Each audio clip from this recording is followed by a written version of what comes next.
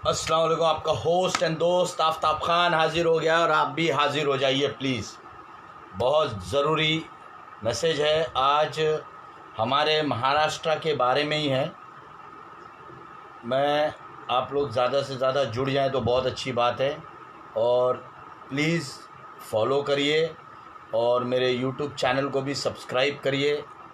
मैं आपको लिख देता हूँ मेरे चैनल का नाम।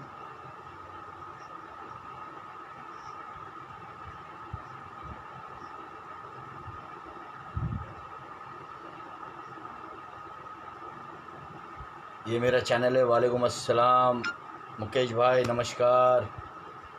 और काफ़ी दूसरे पे भी मेरा लाइव चालू है, दूसरे मोबाइल पे भी। बस आप लोग ज़्यादा से ज़्यादा लोग जुड़िए ज़रा प्लीज़, बड़ी मेहरबानी होगी आप लोगों की।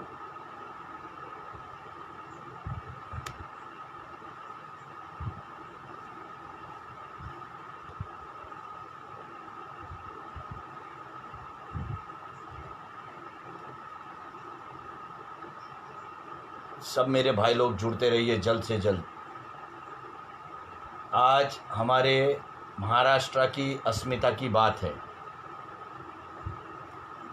जो बहुत गहरी साजिश, जो मैंने पहले भी कही थी उद्धव जी ठाकरे साहब से कि साहब आप चीज़ों को, ठीक हूँ भाई, आप चीज़ों को संभालिए वरना आपकी सत्ता को ये भाजपा के लोग गिराएंगे। और यही हुआ कि एक इंजीनियर के मर्डर के अंदर सचिन वाजे जैसे एक एटीएस ऑफिसर का हाथ निकला। उसके साथ में बाद में परमवीर सिंह जो कमिश्नर ऑफ मुंबई थे, उन्होंने हमारे आदरणीय गृह मंत्री पे भी आरोप लगाया। I am fine. गृह मंत्री पे भी आरोप लगाया कि वो 100 करोड़ की वसूली, मतलब एक्सटॉर्शन, जनता से मांगते हैं। लेकिन मैं आप लोगों को ये बताना चाहता हूँ कि जो परमवीर सिंह बोल रहे हैं कि गृह मंत्री कहते हैं, ये सब खोटी बातें हैं, झूठी बातें हैं। क्योंकि परमवीर सिंह जी जो हैं कमिश्नर ऑफ मुंबई हैं, तो उनके हाथ में ही सब पावर रहता है। यह आप समझ लीजिए। इतना मुंबई महाराष्ट्र में कोरोना फैला हुआ है, उसके अंदर ये सब हो रहा है। कहीं मुकेश अंबानी के घर के उधर जिलेटिन मिलता है, सचिन वाजे का नाम आता है। ये आप समझिए, ये सब बीजेपी की साजिश है, महाराष्ट्र की सरकार को गिराने की साजिश है। और ये चीज़ समझना बहुत ज़रूरी है इस वक्त कि हमें एकता में अनेकता कैसे लानी है। जनता और पुलिस, कभी पुलिस ने अपने आप से, कभी भी पुलिस ने अपने आप से रिश्वत नहीं मांगी है। ये मैं कहता हूँ। जब हम कोई क्राइम करते हैं तो साइड में मुट्ठी बंद करके उनको ज़बरदस्ती देते हैं, लो लो लो लो, लाइसेंस नहीं है तो ले लो, 100 रुपया ले लो, 200 रुपये। तो हम इसको बढ़ावा खुद देते हैं। जनता खुद पुलिस को बदनाम करती है। और अब ऐसा हो गया है चलन कि पुलिस पूरे महकमे को बदनाम कर चुकी है।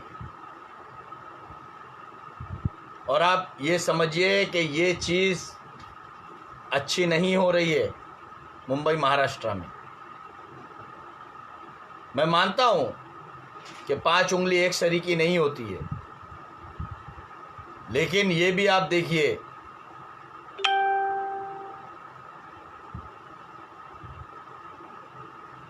कि गृह मंत्री पे इतना बड़ा आरोप लगाने वाले परमवीर सिंह जो कमिश्नर ऑफ पुलिस हैं, वो एक्चुअली आरएसएस और भाजपा के अच्छे एक कार्यकर्ता भी हैं, जो ये इस भाषा से हमारी अगाड़ी सरकार में फूट डाल रहे हैं। अगर परमवीर सिंह जी ने कोई लेटर लिखा था उद्धव जी ठाकरे को, तो उसमें उनके हस्ताक्षर क्यों नहीं थे? सब में बड़ा पॉइंट है ये।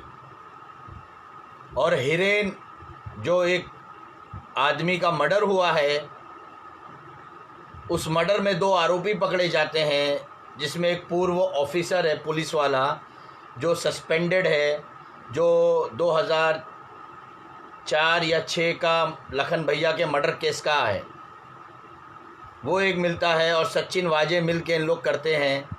तो ये सब कॉन्स्पिरेसी भाजपा ने, बीजेपी वालों ने मिल के बनाई है कि कैसे भी हम मिल के महाराष्ट्र की सरकार को आगे ना बढ़ने दिया जाए और इनकी सरकार को गिरा के राष्ट्रपति शासन कर दें, जिसके अंदर सब में बड़ा हाथ जो है ऑपोजिशन लीडर देवेंद्र फडणवीस।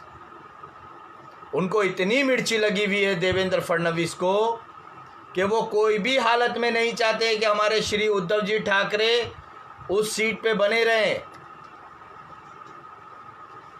तो मैं भाजपा के नेताओं से ये कहना चाहूँगा कि मुद्दई लाख बुरा चाहे तो क्या होता है, वही होता है जो मंजूर खुदा होता है।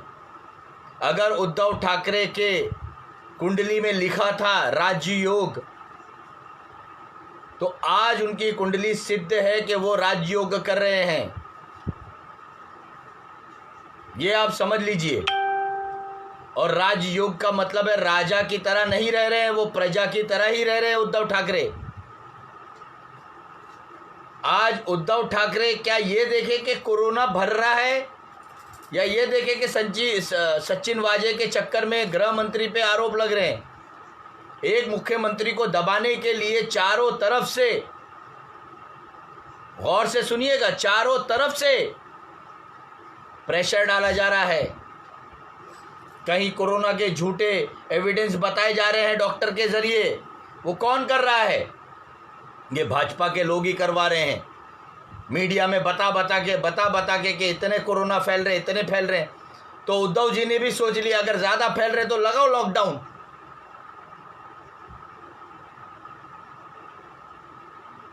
लेकिन लॉकडाउन लगाने का कोई महत्व नहीं होगा। ये आप समझ लीजिए, लॉकडाउन लगाने का कोई महत्व नहीं होगा। इसलिए नहीं होगा कि आप ये समझ के चलिए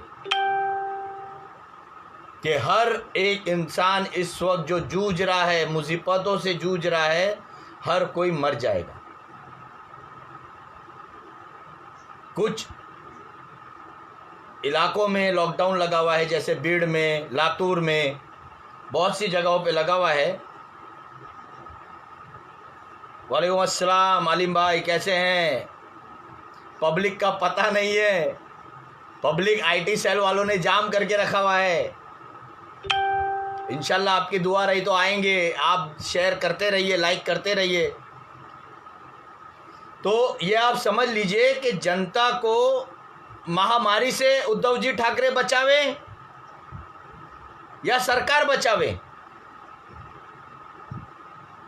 क्योंकि मैं ये चाहूँगा तमाम हमारे हिंदुस्तान के नहीं, तमाम हमारे महाराष्ट्र के जितने भी हिंदू मुस्लिम भाई हैं, जितने भी हिंदू मुस्लिम भाई हैं, सिख ईसाई हैं, पारसी बौद्ध जैन हैं, वो उद्धव जी ठाकरे का समर्थन करें, साथ दें, हिम्मत दें उनको कि उनकी सरकार को कुछ ना हो। अगर उनकी सरकार को कुछ होता है तो समझना कि हम आम आदमी पे ही तकलीफ आने वाली है। ये आप समझ लीजिए, आम जनता पे जो तकलीफ आएगी वो भाजपा ये चाहती है कि महाराष्ट्र मुंबई पे कब्जा करने के लिए।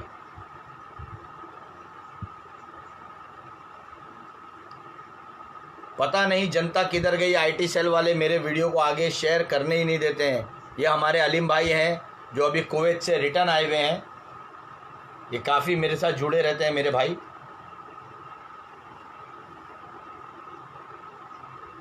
मोहम्मद हनीफ भाई, अस्सलाम वालेकुम। तो आप ये समझ लीजिए कि महाराष्ट्र पे इतना बड़ा संकट चल रहा है, जिसके अंदर उद्धव जी ठाकरे साहब जुस्तजू में लड़ रहे हैं। वो करे तो क्या करें, मैं क्या कर सकता हूँ, वो सोच रहे हैं। लेकिन मैं एक सलाह दूंगा उद्धव जी ठाकरे साहब से कि एक स्टेटमेंट जारी करें कि जो परमवीर सिंह ने लेटर भेजा है आपको, वो इनवैलिड है, ये आप समझ लीजिए। जिस पे परमवीर सिंह, और आज मैंने देखा एनडीटीवी न्यूज़ पे कि परमवीर सिंह सुप्रीम कोर्ट गए हैं, उन्होंने वहाँ दस्तावेज दिए हैं कि तत्काल सुप्रीम कोर्ट में याचिका डाल दी उन्होंने, पिटीशन, कि गृह मंत्री को सस्पेंड किया जाए और मुझे तत्कालीन वहाँ भेजा जाए और मुझ पे कोई कार्रवाई ना हो। तो इसका मतलब क्या है? इसका मतलब यही है कि परमवीर सिंह कहीं ना कहीं गलत है, नहीं पूरी तरह गलत हैं। कमिश्नर होने के बावजूद वो आरएसएस के सदस्य हैं, भाजपा के खास मित्र हैं। वालेकुम अस्सलाम। ये आप समझ लीजिए।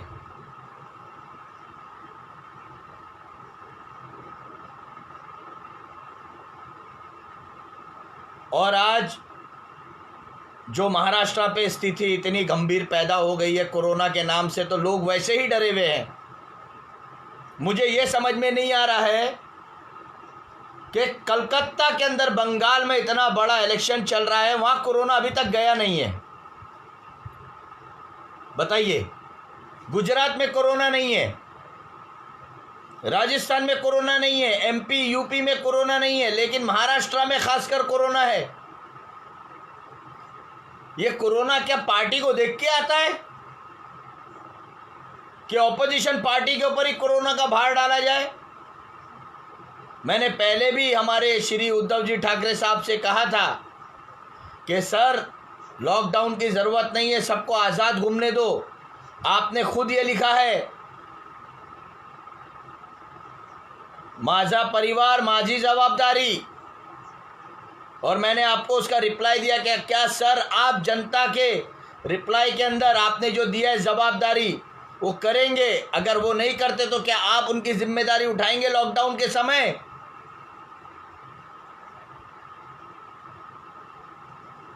तो उद्धव जी ठाकरे साहब के यहाँ से कोई रिप्लाई नहीं आया फेसबुक पे या कहीं वीडियो में। यानी उनका यही कहना है कि आप अपनी जिम्मेदारी रखो। और आजकल तो नया नाटक चालू हो गया है, एसएमएस, सैनिटाइजेशन, मास्क लगाओ, सेल्फ डिस्टेंसिंग। अरे ये जो चीज़ें करी जा रही हैं देश में, मास्क लगाओ मास्क लगाओ, क्या ये हमारे बाबा साहब भीमराव बाबा साहेब अम्बेडकर के संविधान में लिखा हुआ है? ये बताइए आप लोग, क्या हमारे भीमराव बाबा साहेब अम्बेडकर के संविधान में ये लिखा है कि हिंदुस्तान का नागरिक अगर कोई बीमारी होती है तो उसको मास्क लगाना कंपलसरी है? मैं इसका विरोध करता हूँ, कड़े शब्दों में विरोध करता हूँ कि मैं मास्क नहीं लगाता हूँ। मैं पूरे लॉकडाउन मेरी फैमिली के साथ पूरे मुंबई में मैं अपना कारोबार कर रहा था ऑनलाइन का। ना मैंने मास्क लगाया, ना मेरी पत्नी ने, ना मेरे बच्चों ने।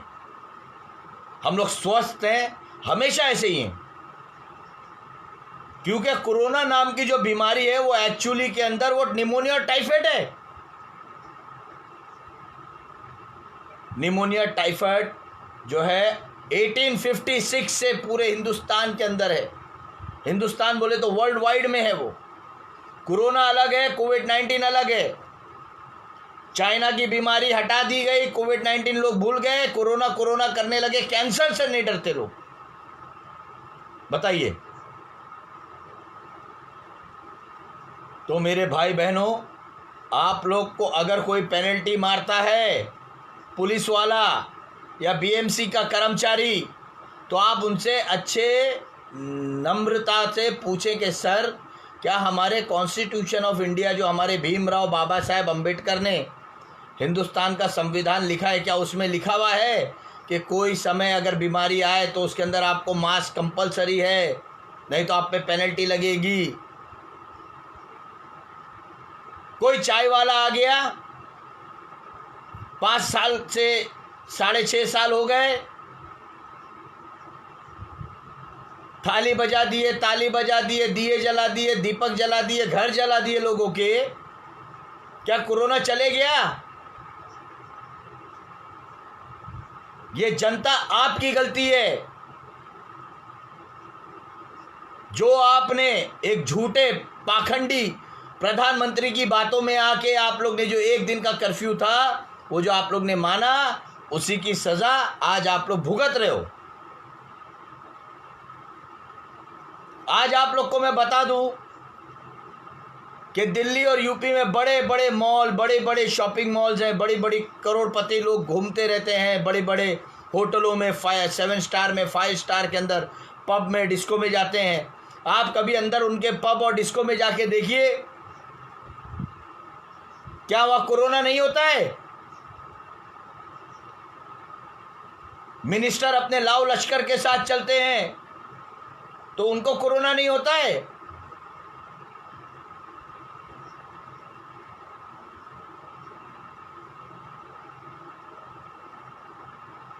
भाई ये सब मैं आपको बता दूं, आपने मुझसे कहा कि इटली के अंदर भी लॉकडाउन लग गया है, लेकिन मैं आपको एक चीज़ बताना चाहता हूं कि WHO की जो एक रिपोर्ट थी जिसके अंदर से एक पैराग्राफ हटा दिया गया, वहाँ पर अब ऐसा है, भाईजान ठीक हूँ ओनकार भाई, वहाँ अब ऐसा है, इमरान भाई अस्सलाम वालेकुम, दोनों मोबाइल मेरे चालू हैं इस वक्त, दोनों आईडी मेरी चालू है। तो ऐसा है कि उसमें ये लिखा हुआ है कि कोई भी कंट्री और कंट्री के अंदर की कोई भी स्टेट कभी भी लॉकडाउन लगा सकती है वर्ल्ड वाइड में।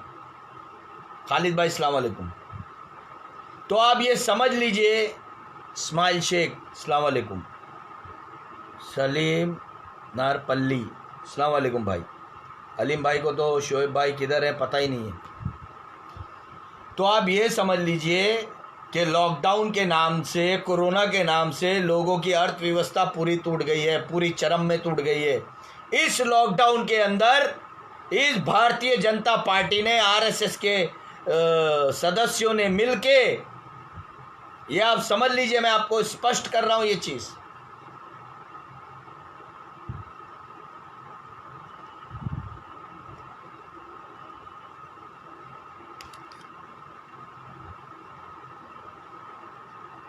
भारतीय जनता पार्टी के और RSS के नाम से। देखो मेरा मोबाइल भी है ना, वाइब्रेट होने लगता है, इतनी दहशत मेरे फ़ोन को होने लगी है, ये आप समझ लीजिए। सॉरी मैं भूल गया था, ईयरफोन मेरा यहीं लगा हुआ था। आसिफ भाई अस्सलाम वालेकुम।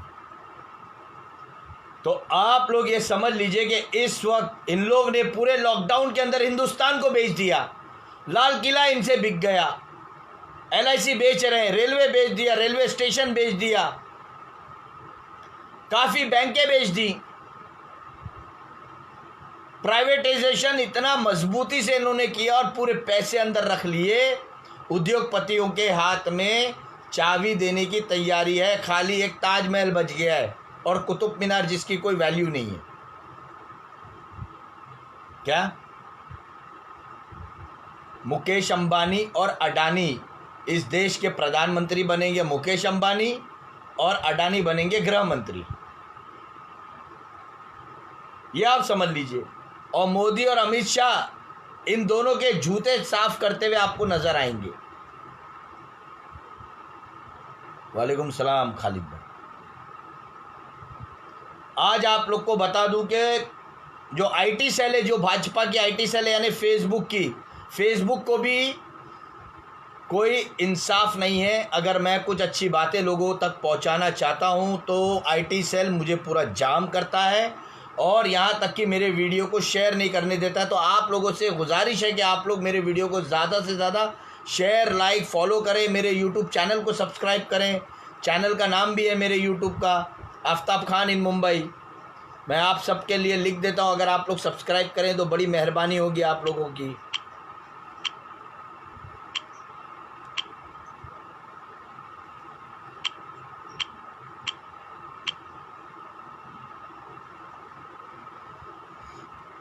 हमारे भाइयों को मैंने पहले ही पिनअप करके रखा हूं मैंने।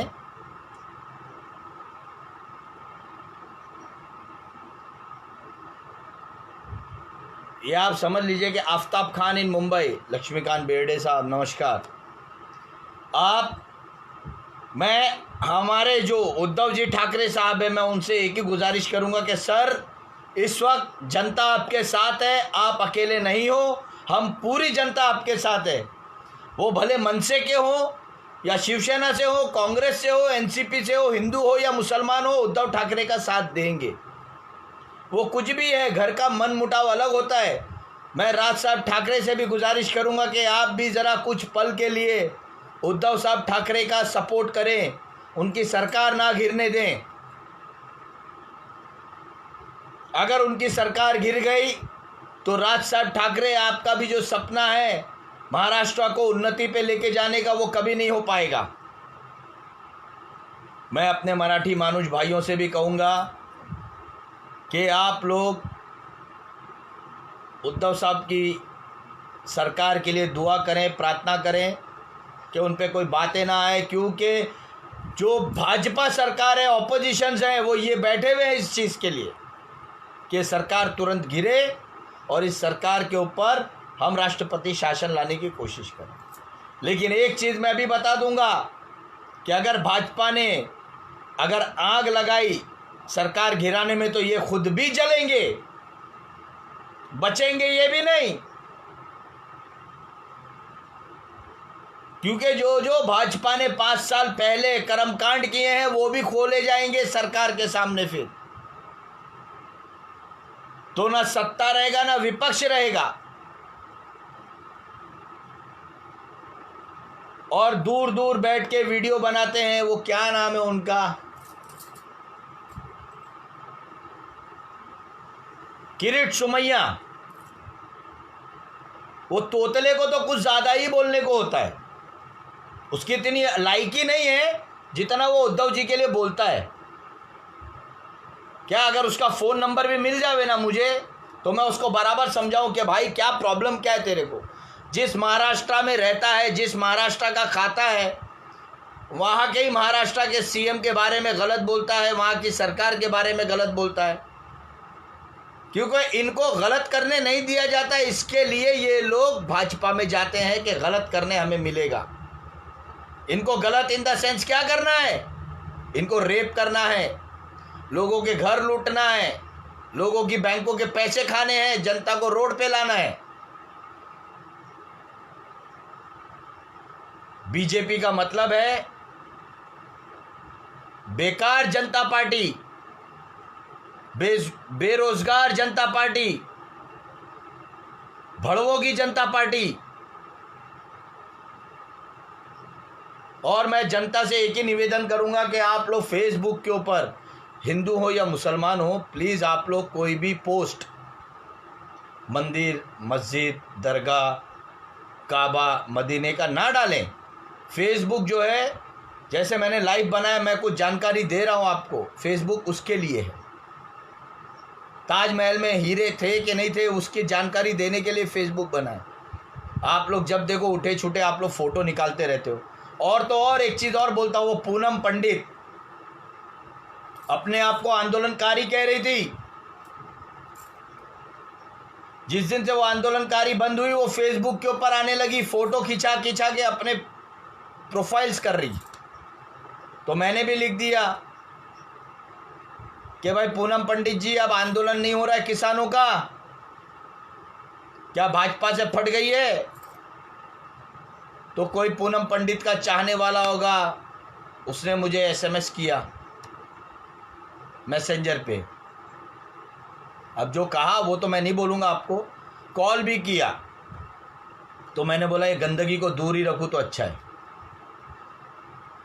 तो जो लोग किसान आंदोलन के अंदर अपनी पब्लिसिटी बढ़ाने के लिए चले जाते हैं, वो कोई मीनिंगफुल नहीं है। या आप रहो ना उनके साथ ही। जो ये किसान है आज जो ये कर रहे हैं हमारे लिए, वो कोई कर नहीं सकता। वालेकुम अस्सलाम, सब भाइयों को मेरा सलाम। जो ये किसान हैं जो आज आंदोलन कर रहे हैं एमएसपी के लिए, या किसान के वो पराली जलाने के लिए और स्टोरेज की बात कर रहे हैं, तो ये उनके लिए नहीं कर रहे, वो जनता के हित के लिए किसान आंदोलन कर रहा है कि जनता को राशन कैसे मिलेगा। कल अगर ये बिल पास हो जाता है, अडानी और अंबानी पूरा स्टोरेज अपने पास रख लेंगे और वो बोलेंगे कि भाई 500 रुपया किलो चावल है, तो क्या जनता खा पाएगी 500 रुपया किलो? 1000 रुपया किलो दाल हो जाएगी तो क्या आप खा पाएंगे? बताइए मुझे। वालेकुम अस्सलाम। मैं इसके लिए ही, देखिए मेरे व्यूअर्स रुके जा रहे हैं। आप लोगों से गुजारिश है कि आप लोग मेरे वीडियो को ज़्यादा से ज़्यादा शेयर लाइक करते रहें। जितना आप लोग शेयर करेंगे लोग जुड़ेंगे मेरे साथ। प्लीज़ आप लोगों से रिक्वेस्ट है। मैं इसके लिए कहना चाहता हूं कि आप लोगों की आंखें खोलना बहुत ज़रूरी है, जनता जनार्दन की। अगर अब भी नहीं खुलेगी तो कभी नहीं खुलेगी। तमाम हिंदुस्तान की आवाम से मैं कहूँगा कि पॉलिटिशियंस जो भाजपा के अंदर है, आज उन्होंने दिल्ली के अंदर भी एलजी का पावर इतना बढ़ा दिया है कि दिल्ली का मुख्यमंत्री भी कोई डिसीजन दिल्ली के लिए नहीं ले सकता। बताइए आप। यहां पर भी गलती केजरीवाल की है। केजरीवाल जी को तो मैं किस दिन सुनाऊंगा मैं बहुत। आज उनके हाथ में कटोरा दे दिया गया केजरीवाल जी को कि कुछ भी डिसीजन लेना हो, कटोरा लो और आओ हमारे सामने, यानी भाजपा के एलजी के सामने आके भीख मांगो कि हमको ये अमेंडमेंट पास कराना है तो प्लीज़ आप पास कर दीजिए। ये ऐसा हो जाएगा। और वहाँ हैदराबाद से असुद्दीन ओवैसी साहब लड़ रहे हैं, वहाँ से ममता बनर्जी लड़ रही है कलकत्ता में। और तो और ममता बनर्जी का साथ देने के लिए मैंने एक फेसबुक पे आर्टिकल देखा था कि उद्धव जी ठाकरे भी कंधे से कंधा मिला के इलेक्शन लड़वाएंगे या लड़ेंगे शिवसेना। बहुत अच्छी बात है, लड़ना चाहिए। 1 और 1 2 नहीं होते, 1 और 1 11 होते हैं। ये याद रखिए आप लोग। आज अगर हमारी शिवसेना महाराष्ट्र में मजबूती से है, अगाड़ी सरकार को मजबूती से रख रही है, और हमारे जो गृह मंत्री है वो बहुत अच्छे हैं। उन्होंने सचिन वाजे के वजह से परमवीर सिंह का ट्रांसफर करवाया होमगार्ड डीजी बना के, लेकिन परमवीर सिंह जी ने उनके खिलाफ याचिका सुप्रीम कोर्ट में डाल दी। तो यानी कि हमारे जो महाराष्ट्र के गृह मंत्री है वो सही है और परमवीर सिंह जो कमिश्नर थे वो गलत थे। अब मैं ये पूछना चाहता हूं परमवीर सिंह जी से कि अगर आप सही थे तो आप क्यों सुप्रीम कोर्ट गए? क्यों आपने ऐसा लेटर स्टेटमेंट डाला है कि तत्काल गृह मंत्री को महाराष्ट्र से सस्पेंड किया जाए और मुझे तबादला वापस उसमें दिया जाए? क्यों चाहिए आपको? क्योंकि आपको आपका सचिन वाजे बाहर चाहिए। हेमंत ईरानी जो इंजीनियर था, पता नहीं बेचारे क्या थे, मुंबई का IPS क्या हुआ, उनको हटा दिया गया। अकरम पाशा भाई, तो सचिन वाजे जैसे जो ATS के अंदर एक बदनुमा दाग है। मैं आपको नाम गिनाता हूं जो हम जैसी जनता फकर करती है ATS के ऊपर। वो है दया नायक, अजय कामटे। अजय कामटे नाम है कि क्या है, वो जो IPS जो थे, जो शहीद हो गए कसाब के टाइम पे, सालस्कर साहब के साथ में थे। वैसे IPS और ATS चीफ थे वो। तो ऐसे अच्छे लोग हैं, लेकिन सचिन वाजे जैसे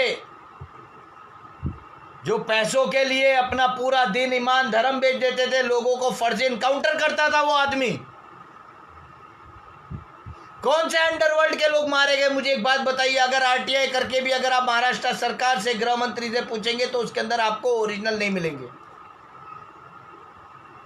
दाऊद इब्राहिम बाहर है, छोटा राजन आपके तिहाड़ जेल के अंदर है बोलते। अभी रवि पुजारी को बुला लिए। तो जो इनके अंडर में जो काम करते थे जितने गुर्गे, वो आज खुद पुलिस के मुखबिर हैं। ये आप समझ लीजिए।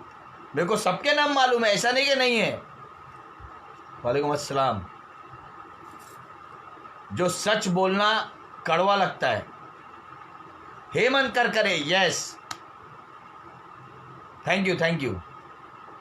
तो ऐसे अच्छे आईपीएस हमारे महाराष्ट्र की शोभा बढ़ाते थे। सचिन वाजे जैसे एटीएस ऑफिसर देश का नाम, क्या महाराष्ट्र का नाम पहले खराब करते हैं, फिर हिंदुस्तान का नाम खराब करते हैं। और जो अभी सचिन वाजे जिस केस में फंसे हुए थे और फंसे हुए रहेंगे और मेन आरोपी बनाए गए हैं, तो वो जो एक एटीएस चीफ जो नए आए हैं हमारे, जिनको बिहार में रॉबिन हुड कहा जाता है, अब मैंने उनको देखा तो नहीं, अच्छी बात है उन्होंने केस को सॉल्व किया, लेकिन केस कुछ सॉल्व नहीं हुआ है। केस को अगर सॉल्व करना होगा तो भाजपा के अंदर तक जाना पड़ेगा। ये रॉबिन हुड को इंटोग्रेशन देवेंद्र फडणवीस की भी होनी चाहिए।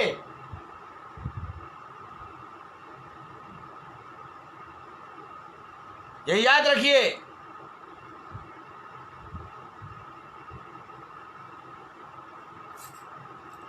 जी जी जी, हेमंत करकरे जो शहीद हुए थे, यस। तो आप लोगों से मैं गुजारिश करूंगा कि आप लोग वीडियो को ज़्यादा से ज़्यादा शेयर लाइक करते रहे भाई, ज़रा ज़्यादा बढ़ाएं, जनता को बुलाएं। जनता ही नहीं दिख रही है मुझे, क्या करूं, मैं भी मजबूर हूं भाईजान।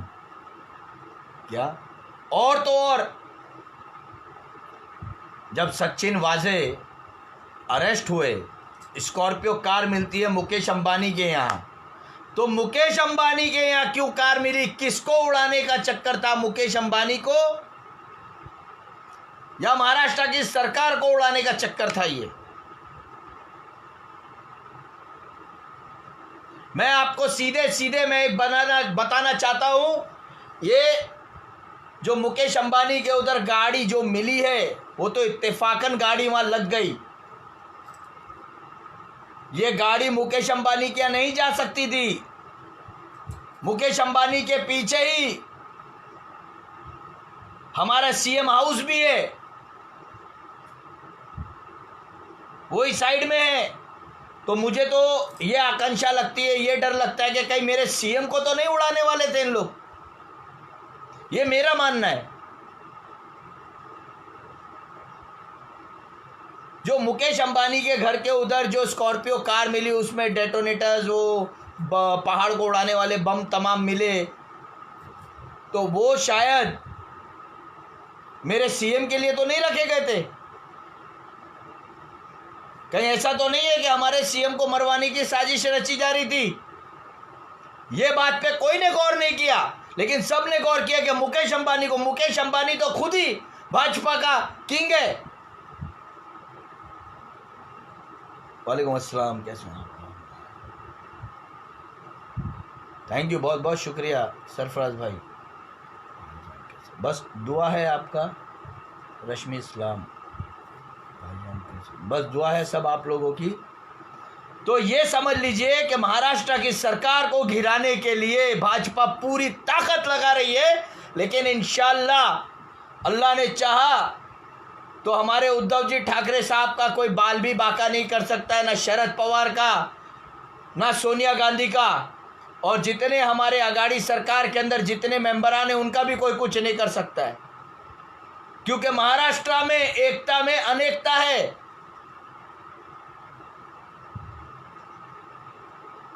ये आप याद रखिएगा।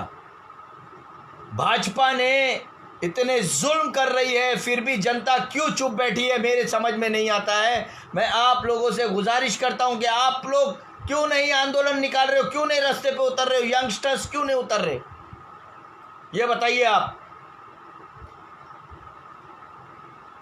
एक सीएम पे इतनी बड़ी बड़ी जिम्मेदारियां हैं कि स्टेट को संभालना है, गरीबों को देखना है, किसानों को देखना है, इंफ्रास्ट्रक्चर देखना है, वो सीएम सब कर रहे हैं। और कुछ अपने बयानबाजी फेसबुक पे डाल देते, यूट्यूब के, त्यांची लायकी नाही, त्यांची आहे नाही, त्यांची ते नाही। अरे मी तुम्हाला सांगतात की त्यांची लायकी अशी आहेत की तुम्ही उभं होऊ शकत नाही। जे माझा CM साठी बोलत आहेत ते एक आपला माझा मित्र होता ते राम कदम, ते पण फोकटचा बोलतो घाटकोपरवरून बसून, त्याला चुटकी पण घ्यायचं.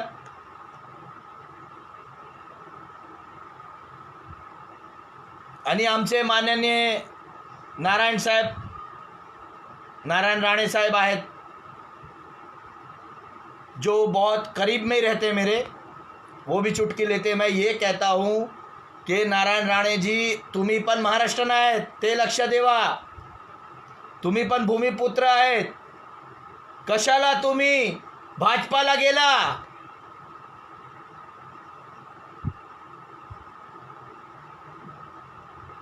मुकेश अंबानी को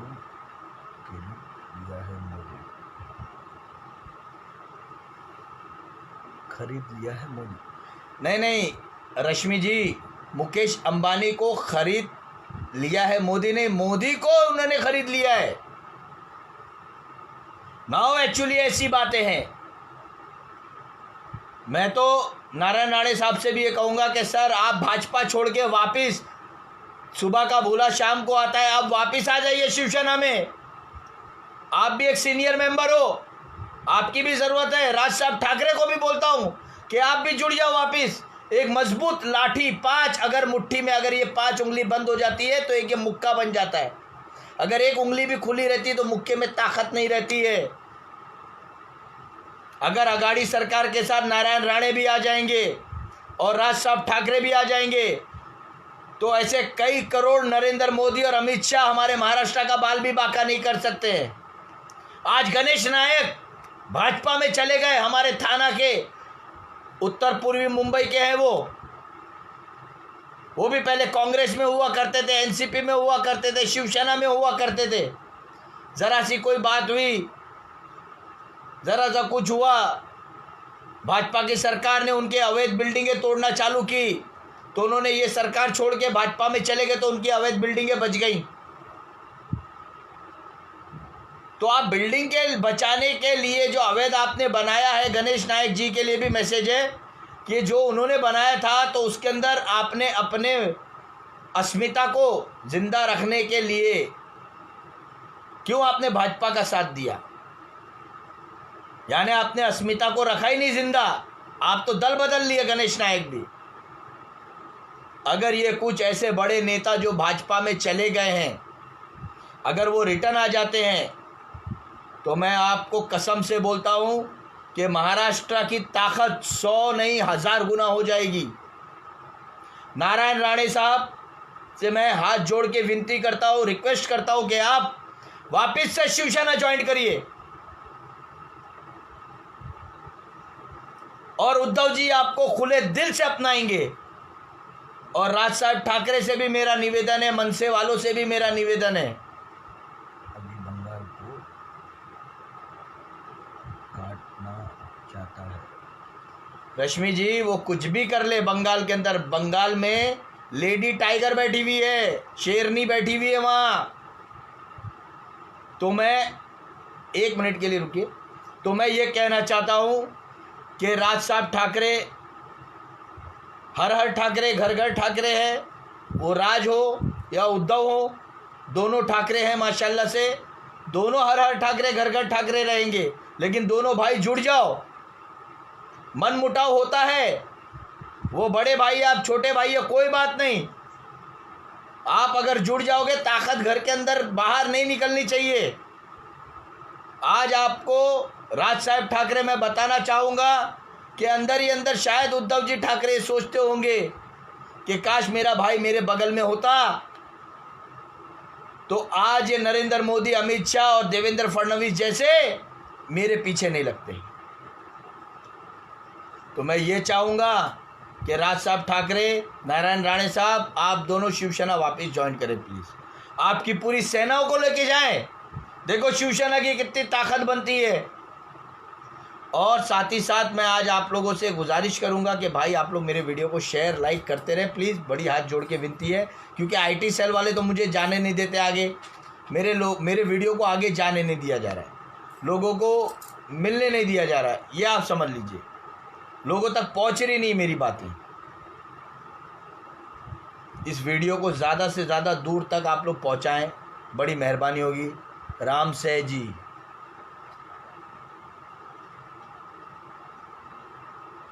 ये देखिए रेज्यूम करने का टाइम चालू हो जाता है IT सेल वालों। मैं इसके लिए कहता हूं, और मैं खासकर आज अपने उद्धव जी ठाकरे साहब से हाथ जोड़ के निवेदन करता हूं, विनती करता हूं कि सर आप ज़रा पुलिस को भी मना कर दीजिए, जनता पे पेनल्टी मारना बंद कर दें।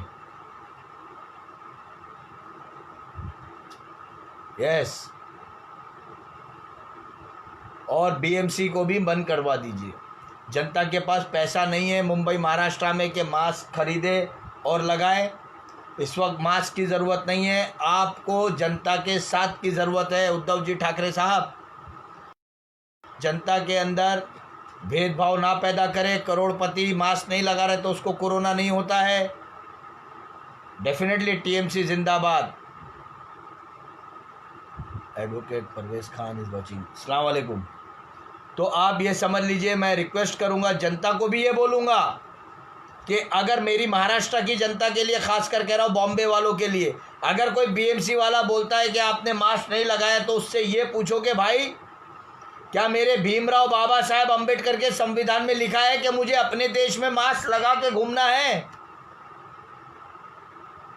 ये कैसी महामारी है कि पूरी दुनिया डर रही है? कैंसर से नहीं डरते हैं आप लोग? वोटिंग के यानी वेस्ट बंगाल के अंदर इलेक्शन चालू है, कलकत्ता में चालू है, सब जगह पूरे बंगाल में चालू है, तो वहां पर कोरोना नहीं हो रहा है, गुजरात में नहीं हो रहा है, MP में नहीं हो रहा है, राजस्थान में नहीं हो रहा है,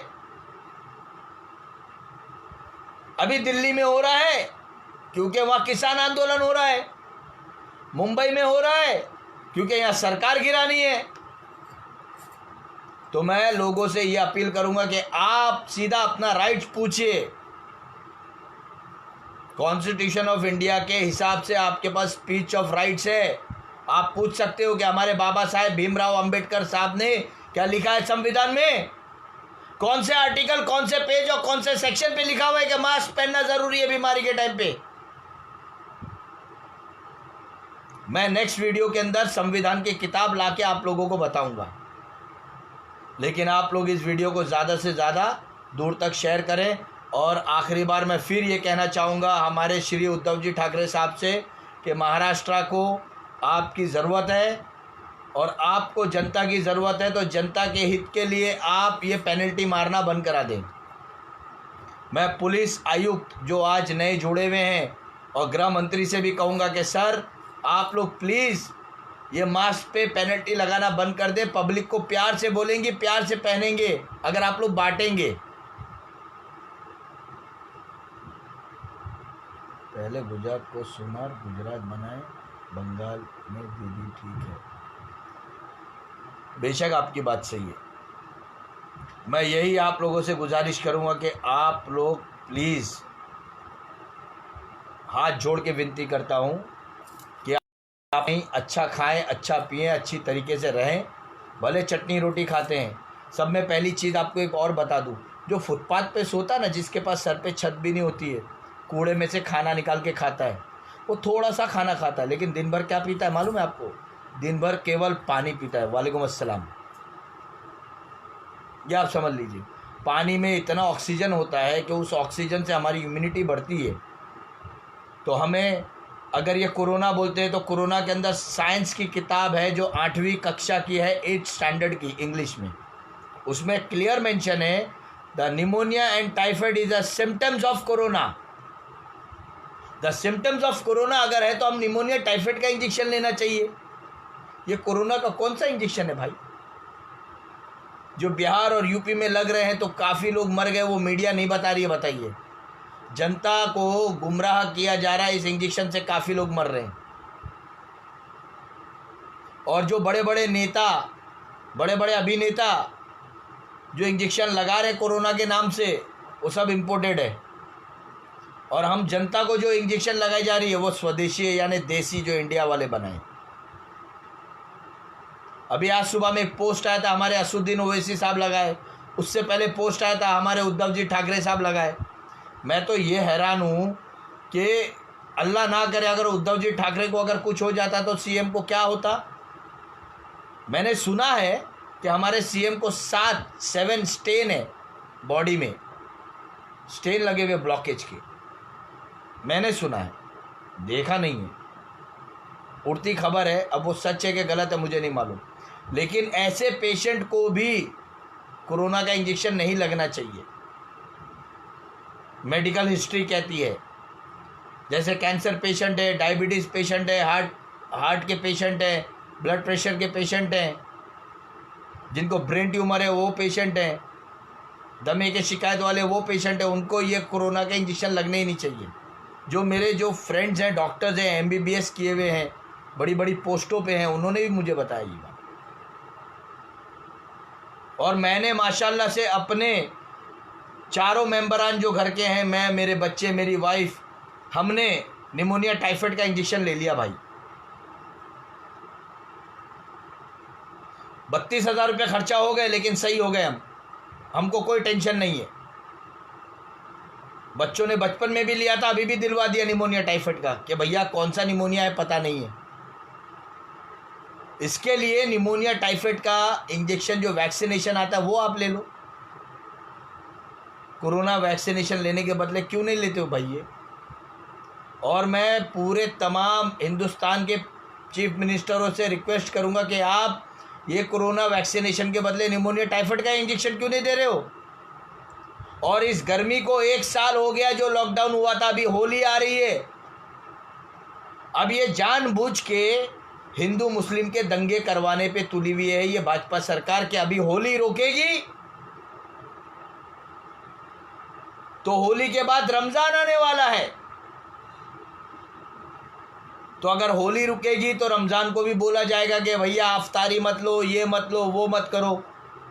तो ये जानबूझ के ये सरकारें, जो भाजपा सरकार है, ये हर स्टेट के अंदर ये दंगे कराने के चक्कर में है कि हम लॉकडाउन के नाम से इनके धर्म को अलग अलग रखें, इनके धर्म में हम फूट पैदा करें कि देखो ये हमारे हिंदू संस्कार को हमने रोका, देखो मुसलमान नहीं रुक रहा है। ये वो करने की कोशिश करेंगे, लेकिन हम सब भाई बहनों को याद रखना है कि हमें दिमाग से निकाल देना है कि हम हिंदू मुस्लिम हैं, सब में पहले हम इंसान हैं, ये सोच के चलना। और आप लोगों से गुजारिश है कि आप लोग मेरे YouTube चैनल आफ्ताब खान इन मुंबई को सब्सक्राइब करें, साथ ही साथ इस वीडियो को दूर तक पहुंचाएं। और मेरी गुजारिश है जनता से कि IT सेल वालों को दिखना चाहिए कि मैं क्या बोल रहा हूं। IT सेल जो बैठी हुई है भाजपा की, मेरे वीडियो को आगे ना पहुंचाने की वजह है। इसके लिए मैं चाहता हूं कि मेरा YouTube चैनल चालू करने के लिए आप लोग मेरी मदद करें प्लीज़। मेरे YouTube चैनल में 687 हो चुके हैं और अभी तकरीबन मुझे 3 यानी 80 हो जाएंगे, 90 हो जाएंगे तो 313 मुझे चाहिए। 213 लोग अगर मुझे सब्सक्राइब कर देंगे तो मेरा YouTube चैनल चालू हो जाएगा इंशाल्लाह। देखिए फिर मेरा YouTube का व्यूवर्स क्या चलता है। आज जो आप ये व्यूवर्स देख रहे हैं ना, ये 7 है, वहाँ पर 1 था या 2 था, वो भी गायब हो गए ये मोबाइल के अंदर। इस मोबाइल में ये देखिए, बगल में मेरा वीवो है, यहाँ सैमसंग है। तो आप सब जनता जनार्दन से मेरा रिक्वेस्ट है कि आप लोग जहाँ पर भी रहें सुरक्षित रहें, आराम से रहें। हाँ, सब में पहली चीज़ निमोनिया टाइफाइड के अंदर आप लोगों को आसपास की गंदगी से दूर रहना है, ये याद रखिए। और कभी भी आप धूप में से आते हैं तो तुरंत पानी मत पीजिए। धूप में से आके तुरंत आप AC में मत बैठ जाइए। आप अपने बॉडी टेम्परेचर को लेवल करिए, फिर आप कोई भी काम करिए, तो उससे आपको कोरोना का कोई इन्फेक्शन नहीं होगा, यानी निमोनिया टाइफाइड नहीं होगा। चलिए आज का वीडियो यहीं तक है। अब अगर कुछ रहेगा इंशाल्लाह मैं ज़रूर आऊँगा। और एक चीज़ और बता रहा हूँ जाते जाते कि जब तक आप खुद उठ के आवाज़ बुलंद नहीं करेंगे तो ये आवाज़ जनता तक नहीं पहुँचेगी। ये आपका काम है। अपने अपने वीडियो बना के शेयर करो, लाइक करवाओ, लोगों तक अपनी आवाज़ पहुँचाओ, आपके सुझाव पहुँचाओ। किसान आंदोलन के अंदर आप बुलंद आवाज़ से करो, ममता बनर्जी का साथ दो। आज कलकत्ता के लोगों को मैं कहूँगा जाते जाते कि आप लोग ममता बनर्जी के लिए खुले दिल से वोट करें और भाजपा को निरस्त करें। क्या ये समझ लीजिए। जय महाराष्ट्र, गुड नाइट, शब खैर, अल्लाह हाफिज़। फिर मिलेंगे दोबारा आप लोगों से।